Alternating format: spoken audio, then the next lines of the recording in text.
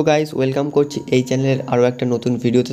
এই ভিডিওতে অবশ্যই কিন্তু রয় কৃষ্ণাকে নিয়ে একটা আপডেট রয়েছে অ্যান্ড সাহাল আব্দুল সামাদকে নিয়ে কিন্তু একটা ব্যাড নিউজ রয়েছে অবশ্যই। তো ভিডিওটা স্কিপ না করে সম্পূর্ণ দেখতে থাকো, দেখা যাক। তো বন্ধুরা, সাহাল আব্দুল সামাদকে নিয়ে কিন্তু একটা ব্যাড নিউজ রয়েছে। সে ব্যাড নিউজটা হচ্ছে অবশ্যই কিন্তু সাহাল আব্দুল সামাদের ইনজুরি হয়ে গেছে। এক্ষেত্রে আফগানিস্তান ম্যাচকে সামনে রেখে প্র্যাকটিস সেশন চলছিল কিন্তু টিম ইন্ডিয়ার, অ্যান্ড সেখানেই কিন্তু একটা হ্যামস্ট্রিংয়ে ইনজুরি হয় সাহাল আব্দুল সামাদের, এবং কোচ রিস্ক নেননি, তাকে কিন্তু তুলে নিয়েছেন। তো দেখা যাক সাহাল আব্দুল সামাদ কবে ফিট হন। তো এক্ষেত্রে কিন্তু কতটা মাইনর ইনজুরি সেটাই দেখার বিষয়।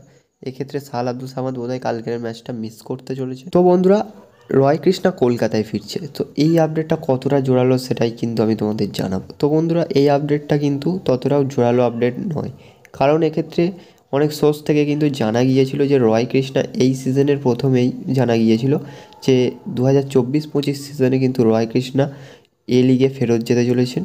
তো অকল্যান্ড সিটি নামক একটি ক্লাবে তিনি কিন্তু ব্যাক করতে যাচ্ছেন, এটাই কিন্তু জোরালো একটা আপডেট বেরিয়ে আসছে। তো এবং উল্টো দিকে যদি অকল্যান্ড সিটির কথা বলি, অকল্যান্ড সিটি কিন্তু 2025 সালে ফিফা ক্লাব ওয়ার্ল্ড কাপ খেলতে চলেছে, অ্যান্ড অকল্যান্ড সিটি কিন্তু 2025 সালে ফিফা ক্লাব ওয়ার্ল্ড কাপ খেলবে, এবং রয় কৃষ্ণা যদি ওই দলে সাইন করে এক্ষেত্রে তিনি হয়তো ওই ফিফা ক্লাব ওয়ার্ল্ড কাপ খেলেই কিন্তু ইতি টানবেন তার কেরিয়ারের। তো সেটা যদি না হয় কোনোভাবে, সেক্ষেত্রে যদি রয় কৃষ্ণাকে ইন্ডিয়াতেই স্টে করতে হয়, সেক্ষেত্রে হয়তো এসএফসি সহজে ছাড়বে না রয় কৃষ্ণাকে, কারণ রয় কৃষ্ণা হচ্ছে বর্তমানে সময়ে গোল্ডেন বুটের টপ কন্টেন্টার, আইএসএলে টপ গোল স্কোরার, বর্তমানে যুগ্মভাবে টপ গোল স্কোরার, উড়িষ্যা এফসির টপ স্কোরার।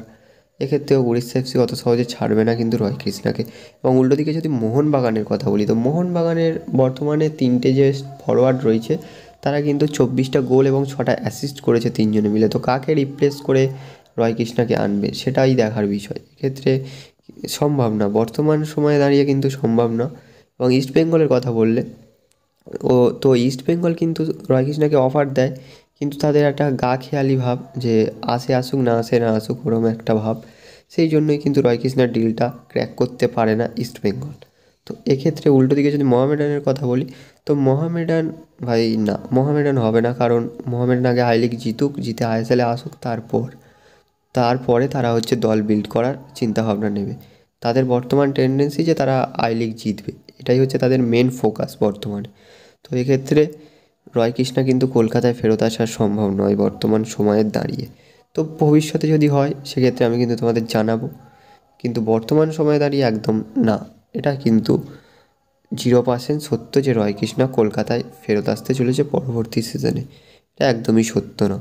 তো দেখা হচ্ছে পরবর্তী ভিডিওতে। Thanks for watching.